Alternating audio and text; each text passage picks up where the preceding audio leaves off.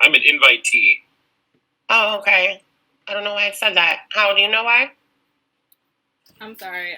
My internet just dropped for a second. Can you let me know what we were talking about again? Yeah, when your internet dropped, it gave Ralph. He was the host. Oh yeah. So the settings are like if the host leaves, then the next person that was in is made host. But you shouldn't have to worry about that. So let's do introductions real quick. My name is Howie Youngmark. I'm a local artist that's been working with Roxanne, and I'm working on this project to help conduct these interviews, but also to do illustrations during the interviews. There is going to be a little bit of background noise, so I hope you guys can excuse that. And then I'm going to pass it to Roxanne to introduce herself. If it gets too bad, just can't you turn it on mute? Oh, yeah, that's the plan. All right. Well, I already introduced myself. Ralph knows who I am. But, and Joe, you already introduced yourself. So you want to just get started? I know we have about 45 minutes to an hour. And I know other people, it's Friday, so we want to let everybody get off to get on with their weekends. Hopefully, some of us will have to continue work. So, questions for you, Ralph. I have. Let's see. So first off, I wanted to ask you, what is the process for getting financial support for tree removals right now? Or what is the online application, or how does that work? At the park board, anything that has to do with the finance side is handled in the finance department. And right now, the methods they have to help with the cost is delaying the payment for either 5, 10, or 20 years. Or the other one is a deferral till the property is sold, providing you meet certain requirements like being a senior citizen, for example, will fit that. Now, separate from that, we've been looking at different grants to try to get assistance for folks, but we haven't heard the results of those yet. So the city, separate from the park board, we partner with them on a grant with through the federal IRA, Inflation Reduction Act. But we don't know the results of that until I think October 1st. And the idea would be to try to provide assistance for actual property owners on their private property. And so we're just waiting for that. So do people contact the finance department for financial support for homeowners right now for you said elders? Right. That's how they would call the finance department if they needed support? Yes. They're the ones that can just basically, and they can also waive the, I think it's $80 administrative fee. And that's easily done. But okay. Yeah, it's the finance director that just kind of puts those things in place. Okay. And are you all sending out information to community members right now? Do you have any literature that you can send to me, or how that's in multiple different languages, or like how are you not marketing, but how are you getting this information to make a big impact? And in some of the places, kind of like up in that Detroit Lakes area, that sort of thing, a lot of their residential street trees, there's a higher percentage of ash that they've used because it had always been such a tough tree. So, so there was a lot of networking that was done with other cities in terms of being ready for it and learning what they had already experienced from the pest being there. Okay, well then why did the park board's forestry department decide to cut down the trees in North Minneapolis when treatment is considered best practices it's considered best practice for minimizing the spread? Well, and are you talking the public trees on streets? I'm talking specifically homeowners' trees, but we can talk. But you manage public trees too, so I mean, the question is for the private property owners as of right now. Well, anything on private trees for treatment, for example, we would not be doing any treating ourselves anyway because it's a private tree.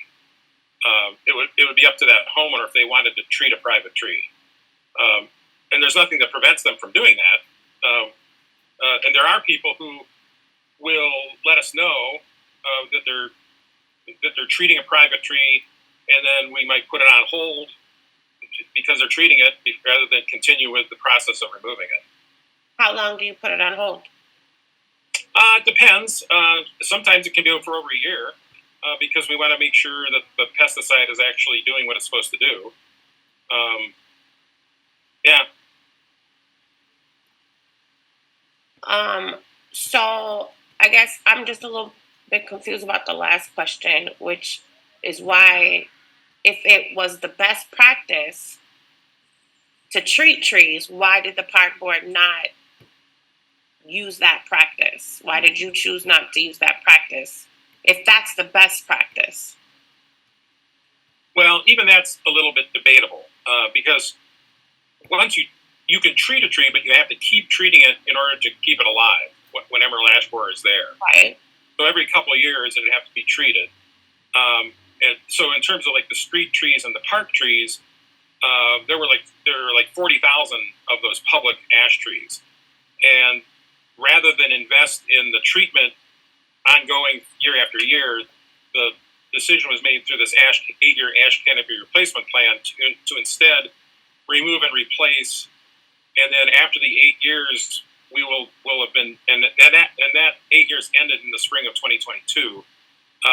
Then we would have finished pretty much the conversion of ash trees to other types of trees.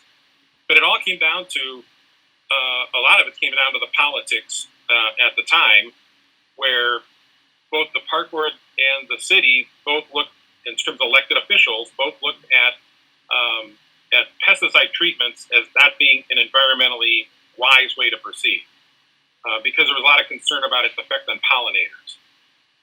Because ash trees are wind pollinated, which means that the insects don't actually transmit the pollen, but there's always the chance that a pollinator could be affected by the pollen of an ash tree. So the concern was, rather than risk damaging pollinators, the idea was to just remove and replace. Okay. Thank you. Do you work with the Minnesota Shade Tree Advisory Committee? They are the state level kind of advisory group. And so they have monthly, what are called like educational forums. And there's times where we'll attend those forums when the topics are timely. There's been times where we've even, as the park board, made presentations at those forums. So yeah, we're in touch with what they do. Okay. So how much do you go to their meetings, and do you give them advice, or?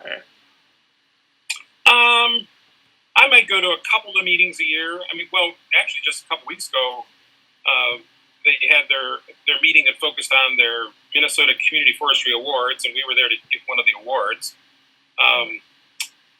But it depends on what the topic is. Sometimes the topic is not really relevant to what we're doing, but sometimes it is. And they usually have in December, they usually have their December forum at the Worth Chalet, and have it sort of as a little holiday potluck that they do at the same time. So we kind of host a meeting every year in December. Okay. Are you aware that they recommend treatment as opposed to removal, because removal was proved to be a failed strategy more than a decade ago? Oh yeah. Mm-hmm. Yeah, they're one of the main reasons that there's a lot of grant money that they've advocated for to help municipalities with Emerald Ash Borer. Yep. So you're aware that they recommend treatment, Oh yeah. Mm-hmm. and so you didn't take that recommendation? No, because of that city council resolution and the park board commissioner's stance on pesticides. So their recommendations aren't more powerful or more intellectually supportive, or I don't know. I don't want to call the city council like they're unaware, but I know who made the ordinance. It was Cameron Gordon and, or not the ordinance, but the resolution. Cameron Gordon and Elizabeth Glidden, and they're definitely smart. However, I'm wondering why you didn't take into account this tree advisory, who was specifically, and more informed about trees, maybe? Oh, it's purely the politics of it. Oh, okay. I mean, like the city of Milwaukee, they still are actually treating ash trees to keep them around for as long as possible. And when they kicked off their treatment program, the mayor of Milwaukee was there drilling the first hole in the tree where the pesticide went in. And that just was not ever going to happen here just because of the political concerns about pesticides. Okay. Why does the forestry department continue to cut down ash trees that could be saved by insecticides? Well, the public ones are pretty much all gone. They've all been replaced. Street trees and park trees. The condemnation of trees on private property is partly to let folks know that they've got an ash tree that's going to die.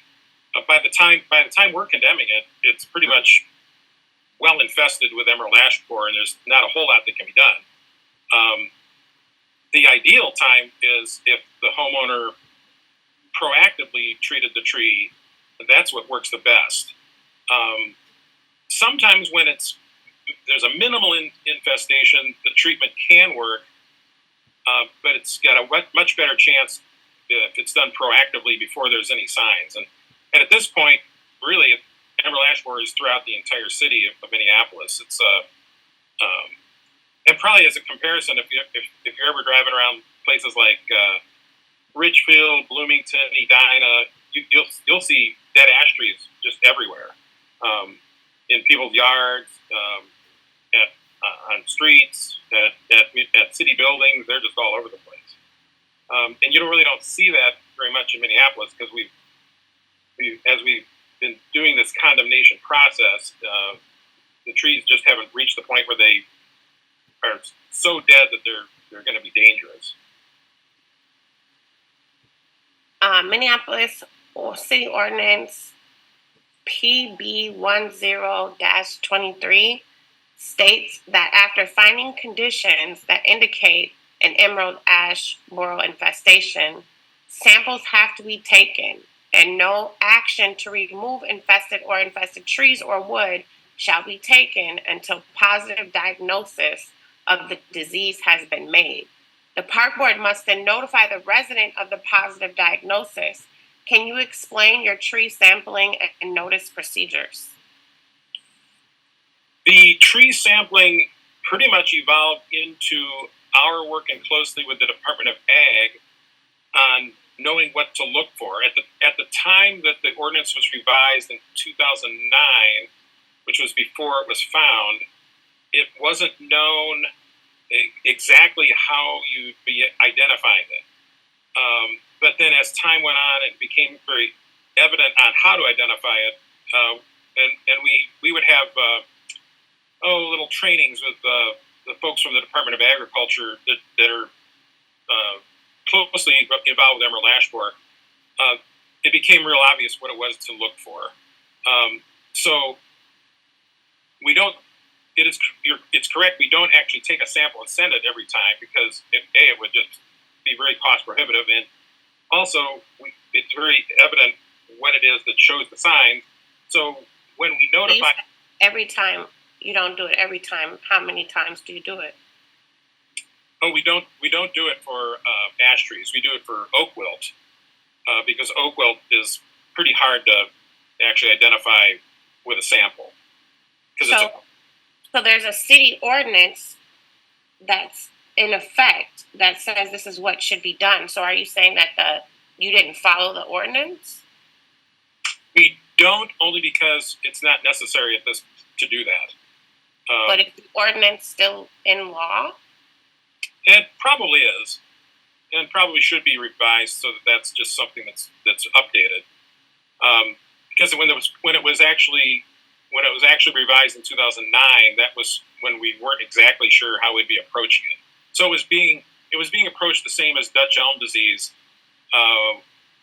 which also involved this. But even then, samples aren't used. We were able to find it's easy to identify. But then once it is identified, there's letters to the what's going on, and occasionally somebody might have a private company that they'll enlist to maybe confirm. But our tree inspectors kind of regularly meet with folks to show them what it is that they're looking at when they condemn a private tree, to explain to them what they're seeing, what maybe the average person wouldn't recognize as being emerald ash borer. So do you know the difference between an ordinance and a resolution? Yeah, ordinance is the law. Mm-hmm. A lot of times is the sort of the stance that that or an informational document that whatever that governing body is providing. Like we use resolutions at the park board as informational regarding, say, contracts are going to get in place, that sort of thing. So you said before that you followed the resolution because that's politics, right? Mm-hmm. So is city ordinances politics to you? No. So there's a difference between politics and law? The resolution that was put in place had a political basis to it. It wasn't based on science. Okay. So you follow politics more than you follow science? No, we follow the resolution wording, which is essentially telling us the opinion of city council, and to do something contrary to that would be sort of just not what would I call it, paying attention to, or not seeking, not using the advice of that resolution. Okay, that's interesting, because I would think you would want to follow the city and ordinance law as opposed to politics. Well, they're two separate things. I mean, the one about taking a sample is different from not using pesticides. What's the difference? Taking the sample is to confirm that you actually have emerald ash borer. And is there a reason that they do that? That they require that? At the time, it was thought it would be necessary, but since then, it's just the information and the what would I call it? Just the obvious characteristics of emerald ash borer make it not necessary to do a sample every time, because it's so obvious what it looks like. And so, do you think the samples would be necessary to prevent losing the tree, or to prevent, a homeowner from being possibly, losing a tree? I mean, I don't know. Maybe I'll keep going, but I might come back to that.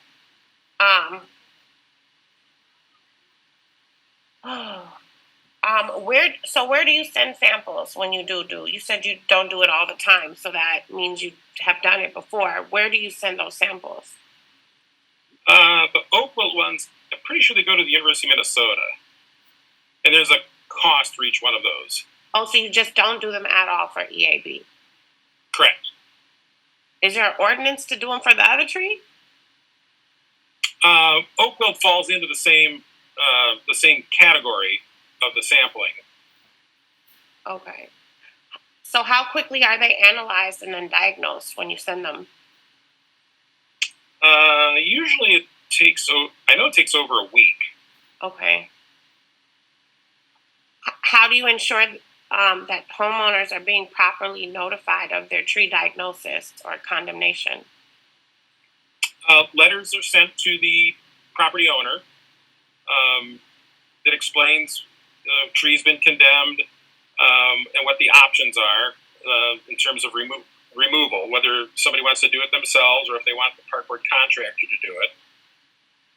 And then, well, first the tree is marked. So like an ash tree is marked with a green ring of paint around the trunk, so that indicates that it's got emerald ash borer. And then there's a door hanger that's placed at the house, letting folks know that they'll be getting information in the mail, telling them about the tree, about the emerald ash borer in the tree. And then once they get all that information, there's even a postcard that's in with that information, so that if they want to, they should mail it back telling us, yep, I'm going to do my tree myself, or no, I want you to do it with the park board contractor. Sometimes we don't hear anything from folks, so then the next step is there's we call it an on-tree condemnation notice. So there's a notice that's actually put on the tree, hopefully making it more obvious that there's something going on with the tree besides the green ring of paint around it. And then ultimately, so there are folks that removing a tree is a lot of times sort of not something people are very familiar with doing.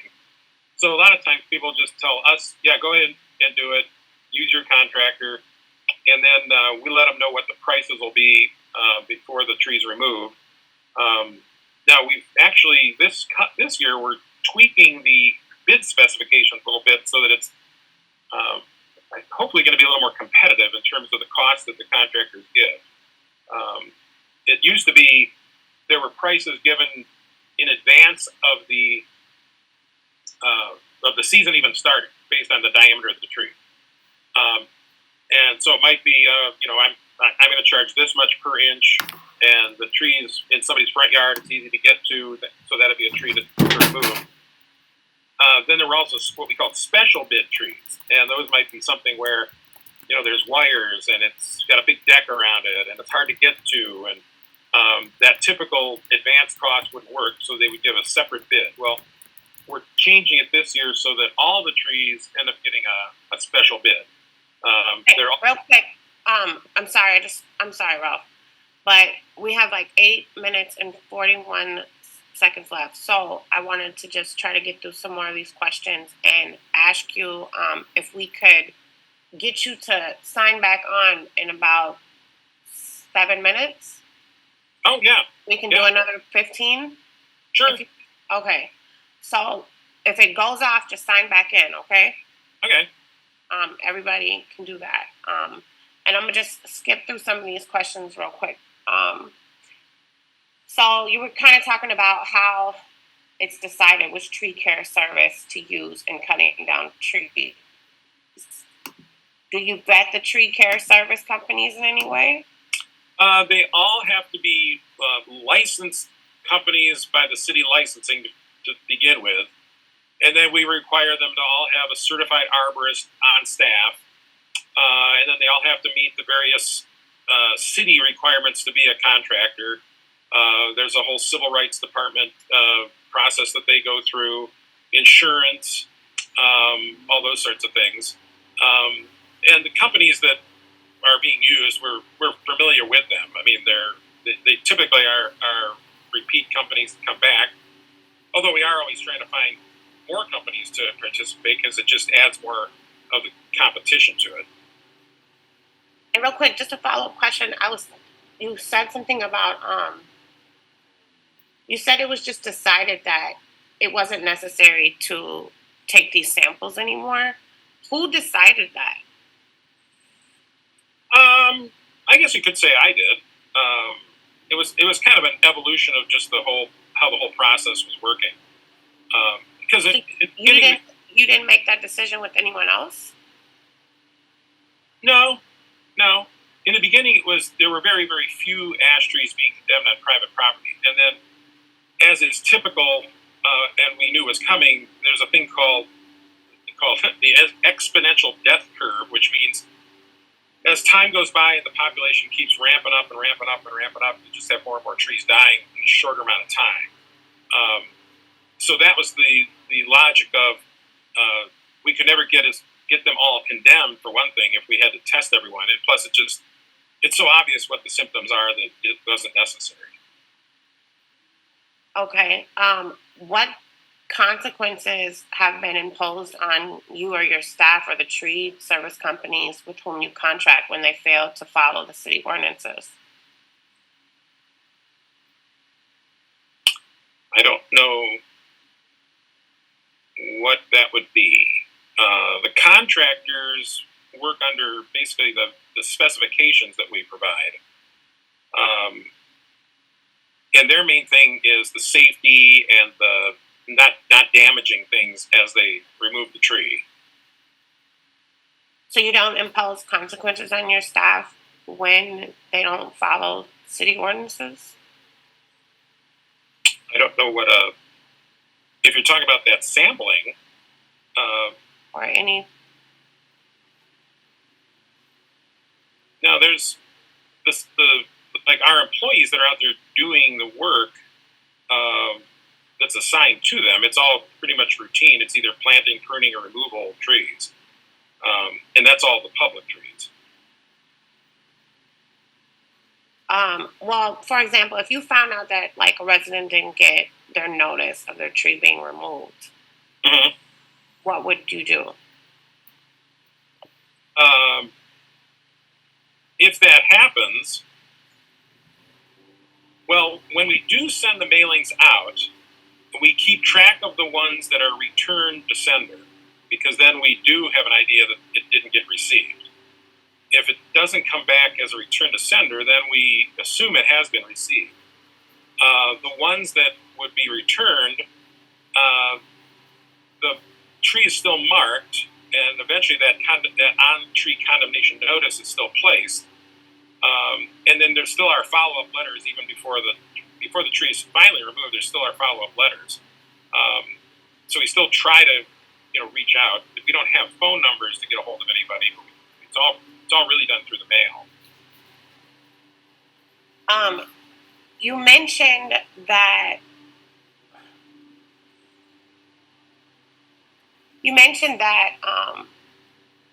The department. Well, what resources did the forestry department rely on in deciding how to approach EAB infestations in Minneapolis? I remember you mentioned that you talked with quite a few folks. Can you name some of these people in their organizations? Or at that time, the Emerald Ash Borer person from the Department of Agriculture was Mark Abrahamson, and now it's a fellow named Jonathan Ostis. And the Department of Ag is the state agency that primarily deals with when a new pest comes along, and because Emerald Ash Borer is in about 40-some counties now of the 80 some, it's still considered a new pest. So that was probably, and then there were folks from Rainbow Tree Care, because they were a lot of times in the business of selling pesticides that would be used for this. There were also, what resources, resources to do this work, did the forestry department rely on when you decided how you were going to approach the infestations in Minneapolis? I would say there was some from the MinStac, the Minnesota Shade Tree Advisory Committee. There was also our Minnesota Tree Advisory Committee, or Minneapolis Tree Advisory Committee, which is the city's tree advisory group.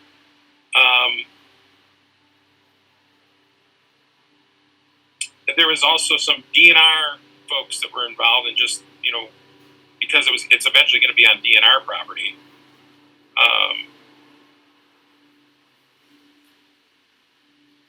But the main 55.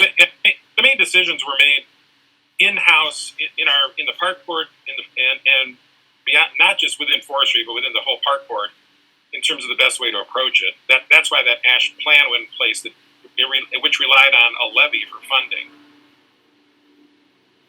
You said that infested trees will die, but the Department of Agriculture, the University of Minnesota, and the Department of Natural Resources websites indicate that ash trees with 50% of their canopy remaining can be saved. Did you know this?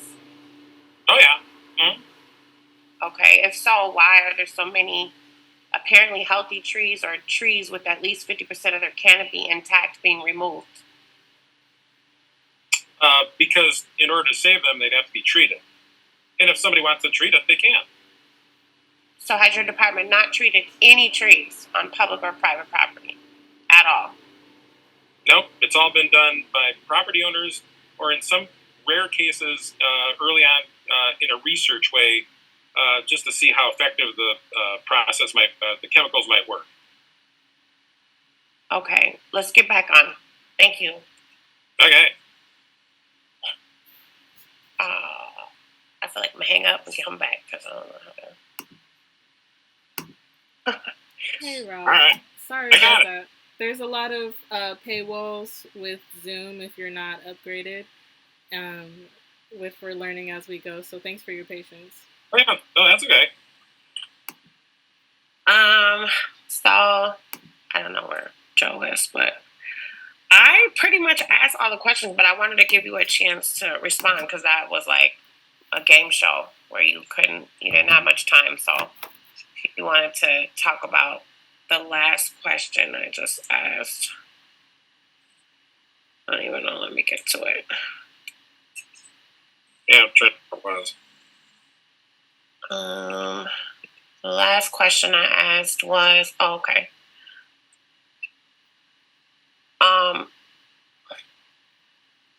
So yeah, so if the trees were healthy, or if trees with at least 50% of their canopy intact, mm-hmm. why are you removing them if they can be saved? Especially since we have like a canopy issue already with North Minneapolis in the tornado and all the things. Well, with the private trees, people are perfectly welcome to treat the trees. There's nothing we can do to stop or prevent that or anything. How do they know that's an option?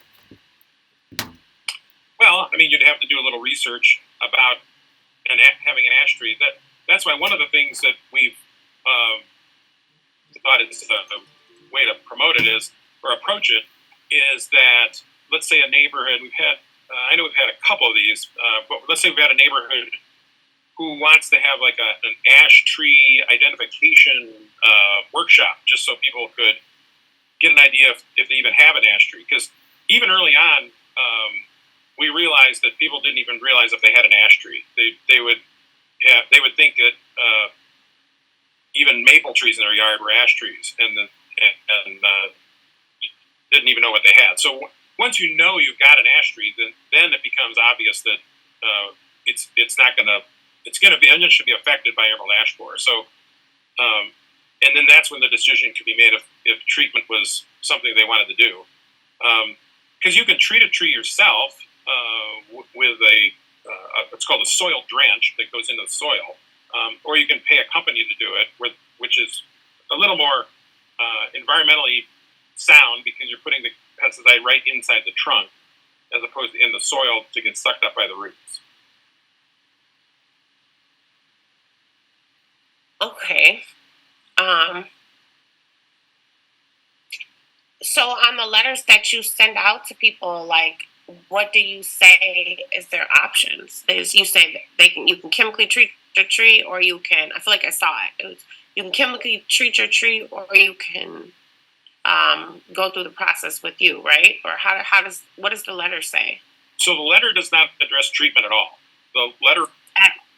Okay. Right. The letter only addresses the options for removal. And then if someone does decide they want to treat it, and let's say we marked a tree and somebody says, oh, I think I want to treat that. then they just let us know, and we put them on hold. And then they can treat the tree, and then we just kind of keep it in limbo, so we can just kind of go back and see if the tree's gotten worse and needs to come down. So you are assuming that our community knows that treatment is an option? No, I wouldn't say I'm assuming that. I'm just saying that's really the way that folks would find out. By what? By doing some investigation about the tree in their yard. So you went into a community of most, or not you specifically, but your staff and you all went into a community mostly low income, people of color, and you wanted to put that responsibility on them to find out that there was a less expensive option? It's a best practice? Well, it's debatable on whether you would consider that to be the less expensive option, because it is something you'd be having to do every 2 years. But $200 to $300 every 2 years. How much is that in 10 years? Well, it also depends on the size of the tree. So the bigger the tree, the more it would cost, because typically they charge based on the inch of diameter that they're treating. But as we've been treating elm trees since the 1970s, and now, or not treating, condemning elm trees since the 1970s, and then now condemning ash trees, in each case, there's never been a component of the process that says you can treat your tree. It's really up to, because it's the homeowner's tree, it's really up to them to discover what the options are if they want to treat a tree. Yeah, you keep saying it's the homeowner's tree as if they had an option or a choice with the forest removal. Right, because by removing it quickly, it's really kind of a service that's being provided, because once a tree starts to just pretty much die off from Emerald Ash Borer, the tree just starts falling apart in a short amount of time. So the quicker that it's removed, the really less expensive it is. Real quick, but are you paying attention to the cost that this is on people? Are you paying attention to that? Yeah, because the cost, no matter where it is in the city, it's going to vary depending on the size of the tree and where it's located. Are you aware of any discrepancies between the average cost of tree removals and the cost of tree removals being charged to North Minneapolis residents? I don't know. I don't think if I understand that right, I don't think so. Are you aware of any discrepancies? So any differences in cost? Between which? Like the average cost, and then between the average cost of tree removals and the cost being charged to Northside residents. Are you paying attention to that? Well, what we're relying on is the competitive cost that the contractors give to remove a tree. There really isn't an average that you can really pinpoint, because most trees are, I'd say, like under 20 inches in diameter, and when they get, and the really large ones are going to cost more, but they could be anywhere in the city. So, are you aware that Northsiders are being charged more? I don't believe Northsiders are being charged more. Do you have information on Northside costs versus other areas? Oh yeah, we know, we have records on what the charges are for the trees that are removed. Okay, so you have the cost, but you're not aware of any discrepancies. So any differences? People being charged more versus people being charged less? Correct. Okay. And another question, actually, one of my last questions, and then I want to give you time to tell me anything that you know, whatever you feel about the whole situation. But Felicia Perry was pulled in by you and Julie of the finance department, and I was just wondering, let me see, I'm asking a question for her actually. She wants to know if it's standard practice to pull public commenters aside in a room to interrogate them before public meetings. So it has not been unusual when we have somebody who wants to be there at the public tree assessment meeting to check and see if there's something we can do to answer their question, just to save them the time of not having to go before the board. Because a lot of times, sometimes people are really nervous about doing that. So, like in this case, Julie Wiseman, the finance director, just asked her. There's a little side room at the park board headquarters. If she could just join us in there to just see if she had anything we could help rectify. So, but that's actually been done for pretty much years. I don't know if it'll continue to be done, but that had not been an unusual practice. I'm just telling her. So did you rectify anything for her? No, I think that when she mentioned that what the topic was about Emerald Ash Borer and the cost, I think that's when we said, well, that's probably something better for you to just proceed with going to the open time at the board to bring that up. So you basically told her you can't help her with that, and she should go talk to the board. Right. Yeah, there's been times in the past where somebody's concerned about, like, they think the tree was on a property line, and they think they got charged for the whole tree, but it should have been shared with their neighbor, and things like that. It's easier if I just get all the information, then just get back to them later about it. What about? I saw somewhere that Excel was supposed to pay for any trees that were on their line.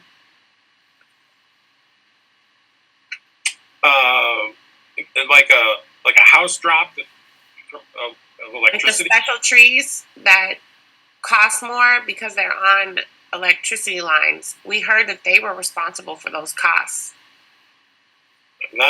I'm not exactly sure what. I'm trying to think of an example of what you're coming up. Are they responsible for any of these trees at all? Not really.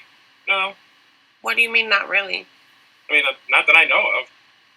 Have they covered any cost of any trees? The only time they might get involved with, say, removing a tree is if it's to the benefit of their electric line. So in some cases, well, they do routine line clearance all the time throughout the city where trees are in the wires on boulevards. They don't do a lot of line clearance on private property. Instead, they typically wait until the tree has caused some kind of damage to the wire and then deal with it. They tend to be more responsive there. They're more proactive on the street trees. Why are they more proactive on the street trees? Just to keep the power and integrity going, so that there isn't an outage that affects like a big neighborhood. Okay, so the trees on private property would only affect the resident? Pretty much, right. Okay. Well, that was a lot of questions, and I just want to say I am appreciative of the time that you took and the courage it probably took to answer these questions. And I think more people will have more questions. I didn't get a chance to actually ask all of the questions, but I think that was a lot, and I don't want to take no more of your time. We only told you 45 minutes to an hour, so it's 2:56. 2:56. It's Friday. Want you to have a good weekend. But do you have anything else that you wanted to say? I think just that if there are neighborhoods or block parties or something like that want to just learn more about Emerald Ash Borer, we're happy to come out and do that. and the what would I call it? The unfortunate part is that Emerald Ash Borer has spread so quickly and so fast that the trees we're condemning now are pretty much on the edge of not being able to do much in terms of saving them. There can be some, and then that's where folks just need to let us know if they're going to treat the tree or not. Yeah, but people who don't know that that's an option aren't going to tell you that. And I think, I mean, even I understand that, like, as a person who thinks about people in the environment, everybody doesn't know everything. That's why you're the expert, and we're counting on you to make expert decisions and to take into account other experts' advice. And unfortunately, that has not happened. So now everyone's paying the cost. But yeah, I think you should think about, what you're saying when you keep saying that you don't stop anyone from doing something. But if they don't know about it, you're basically getting away with a process because people are unaware of their options. I mean, the most recent thing I know we did were these informational meetings, and I know the park board even paid for some radio and newspaper advertisement just to make sure people knew about those informational meetings. And I think the one that was done via Zoom is findable online, or can be linked online. A lot of this is hitting elders and people who have like issues with technology, so like accessibility issues with technology. Not everyone is able to like access this information, so not everyone speaks the same language, and Northside is a pretty diverse neighborhood, but from all the smart Black women that I know who have been impacted by this, they're all pretty smart, very intelligent, bachelor degrees and all, and they were unaware of their options. So it's, when someone says you have 2 weeks to make a decision and you don't know when they get that information, when they read that letter, you don't know the stress that this causes on people who are already going through financial hardship. 2 weeks, that's kind of harsh to give people that amount of time to figure out something that they know nothing about. Yeah, and I would say if we get one of those letters and it reaches, and you don't look at it right away, if you just give our customer service folks a call, they'll make sure that that's noted. And, we're very accommodating when it comes to delaying or postponing deadlines. Yeah. Well, I will take that into account as we move forward and try to figure out how to help people. We'll definitely be counting on the forestry department and the park board to make better decisions for people moving forward. So thank you for your time. There are some grants that are coming, or I think actually were just announced from the state that nonprofit organizations can even apply for, that have an educational component to them. Mm-hmm. That's just something to be aware of. Yeah, so a lot of people were trying to get me to apply for that stuff, but it's like, our communities are already facing so many different hardships that, like I can't jump from all the things that I'm already doing to jump to try to also get more grants and funding federally or from the state. Government grants are really hard, and then to try to like come up with a whole new program to get, like that would take a lot. And again, you guys are moving fast, and you're moving at the speed of government, and community just doesn't move at that speed. So we're working on it though. I think maybe partnering with folks is what we're going to do so that we don't have to take on all that. But we're going to start getting some information together now and put some color on it and some pictures or something, and we're gonna get some information out. So we appreciate you. And if you have any questions, or you have our email addresses if you ever wanted to have another meeting or discuss anything in the future. And when the Zoom link appears, can I get that sent so I can kind of have a little record of this? When the Zoom link appears? Yeah, the recording. Oh, I don't know. I asked how if she was recording. I'll ask how if she can. Yeah, normally I'm assuming they're recorded, and then whoever is hosting gets a connection to that recording. Yeah, the meeting is recorded, and we'll work on sharing that with you. And okay. Is the second meeting recorded right now? Yeah, the second meeting is recorded. Oh, okay. All right. And also, while Roxanne was doing the interview, I was working on a digital illustration, and so we can send that over as well for you to take a look at. Okay, yeah, that'd be good. Okay, cool. Okay. Well, thank you.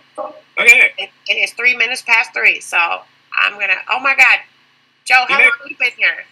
He got on. Oh yeah, I've been listening. I learned a lot. Thank you guys so much for letting me sit in on this. I just was kind of curious, and I really appreciate all of your time and all of your work on this. So, yeah, hopefully we can, the resolution will be forthcoming soon enough. Okay, cool. Thank y'all. I'm gonna touch base with you, Howard, in a second. Joe, I'll talk to you whenever you can. Cool. Thank you very much. Have a good one. Bye.